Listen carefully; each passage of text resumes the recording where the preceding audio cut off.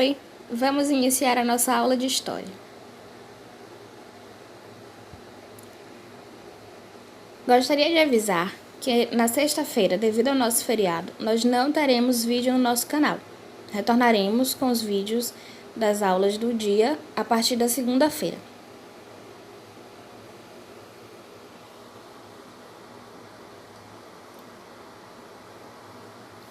Nosso vídeo de hoje vai iniciar com a correção das atividades anteriores.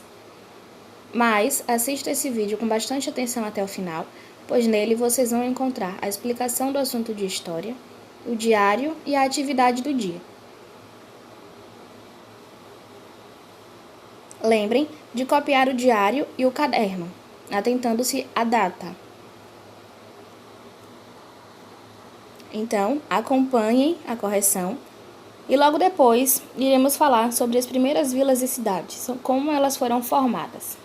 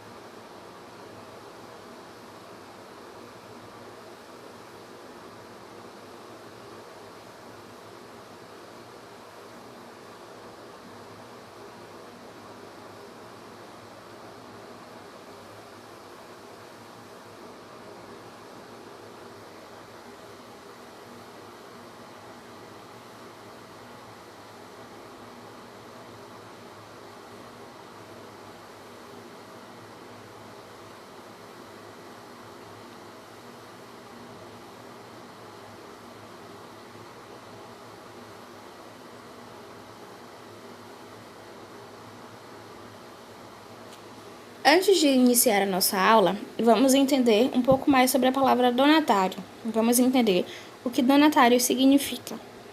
Nobre, português responsável pela administração das capitanias. Então, os donatários são os nobres portugueses responsáveis pela administração das capitanias. Em 2016, o Brasil ultrapassou a marca de 200 milhões de habitantes. Desse total, mais de 160 milhões de pessoas moram em cidades. Por isso, dizemos que a maioria da população do país é urbana, pois moram em cidades. Mas nem sempre foi assim. Você imagina como isso começou? Como já vimos, vários povos indígenas habitavam as terras do atual Brasil quando os portugueses começaram a explorá-las. Sem levar em conta a presença desses povos, o governo português, para garantir o seu domínio sobre as terras encontradas, dividiu o território em grandes porções de terras, chamadas de capitanias hereditárias. Cada capitania era entregue a um donatário, que podia explorar a terra com a condição de enviar parte dos lucros obtidos para Portugal. O primeiro donatário a assumir o comando de uma capitania foi Martim Afonso de Souza. Essa capitania, chamada São Vicente, localizava-se nas terras que hoje integram o estado de São Paulo. No litoral dessa capitania, em 1532, Martim Afonso de Souza fundou uma vila também chamada São Vicente. A vila de São Vicente desenvolveu-se com a produção e o comércio de cana-de-açúcar. O mesmo aconteceu com a vila de Olinda, fundada em 1537 na capitania do Pernambuco. Aos poucos, outras vilas se formaram no litoral da colônia. Elas cresceram em torno de feitorias ou de fortificações. Esse tipo de povoamento favorecia os portugueses na defesa do território contra ataque dos indígenas e invasões de outros povos europeus. Além disso, os portos facilitavam o embarque dos produtos da colônia destinados a Portugal. Os donatários enfrentaram dificuldades para governar as capitanias, principalmente por causa da distância em relação a Portugal e da falta de conhecimento do território. Essas dificuldades levaram a administração portuguesa a criar um sistema de governo centralizado chamado de governo geral.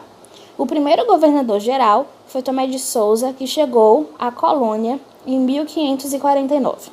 Tomé de Souza desembarcou na Bahia e organizou um pequeno centro urbano para servir de sede ao governo geral. Esse centro deu origem à primeira cidade do Brasil, chamada de São Salvador da Bahia de Todos os Santos, mais conhecida como Salvador. A localização de Salvador facilitava a comunicação com outras regiões da colônia e com Portugal.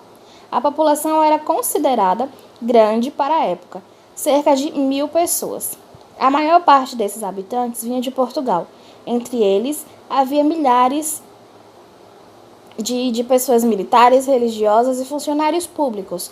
No século XVI, a produção de açúcar foi uma das atividades econômicas praticadas em torno de São Vicente, Salvador e Olinda.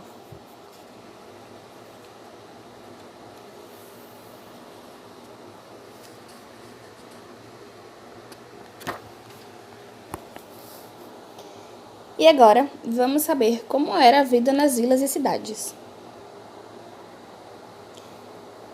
Vimos como se formaram as primeiras vilas e cidades coloniais no século XVI. Considerando-se a enorme extensão da costa brasileira, pode-se perceber que as vilas e cidades eram muito distintas entre si. Por causa disso, a comunicação entre elas era muito difícil. Lembre que naquela época não havia rodovias, ferrovias, telefones nem internet. Mas, apesar da distância e do isolamento, o modo de vida nas diferentes cidades e vilas tinha alguma semelhança.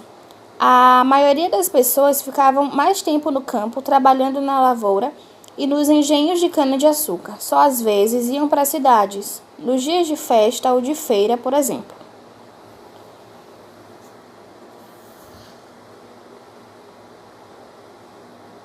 O primeiro núcleo de povoamento português na capitania do Pernambuco foi fundado em 1535. Ainda que a circulação de pessoas fosse pequena, como nós já sabemos, várias atividades eram desenvolvidas nas vilas e cidades. Nelas, viviam muitos funcionários públicos, como os governantes da capitania, por exemplo. Além deles, havia pessoas que prestavam serviço como barbeiro, verdureiro, dentista, entre outros, e também vários comerciantes. O dia a dia nessas vilas e cidades não era fácil. As pessoas tinham dificuldade de obter produtos, inclusive alimentos, e as condições de higiene eram muito precárias. Havia o calor e a distância dos grandes centros comerciais. Isso dificultava, por exemplo, a aquisição de bens de consumo, já que o transporte marítimo era irregular e descontínuo. Produtos simples que facilitassem a vida ou proporcionassem pequenos prazeres, como roupa, sapato, farinha de trigo e vinhos, estavam praticamente fora do alcance. Além disso, mal as aglomerações urbanas começaram a surgir e tiveram que enfrentar os primeiros surtos de doenças contagiosas. Aglomerações urbanas são quaisquer agrupamentos urbanos, seja vila, seja cidade.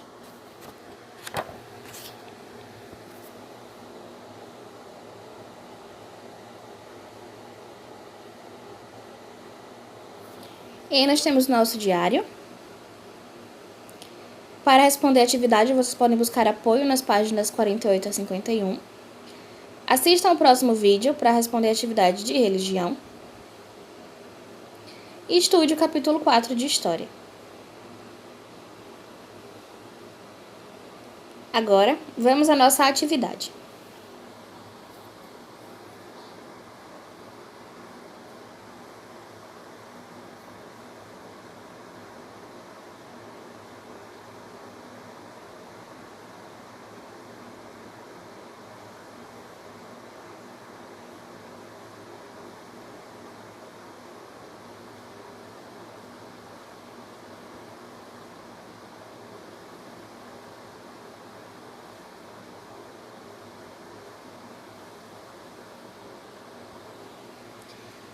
Lembrando que todas as respostas da atividade vocês encontram nesse vídeo.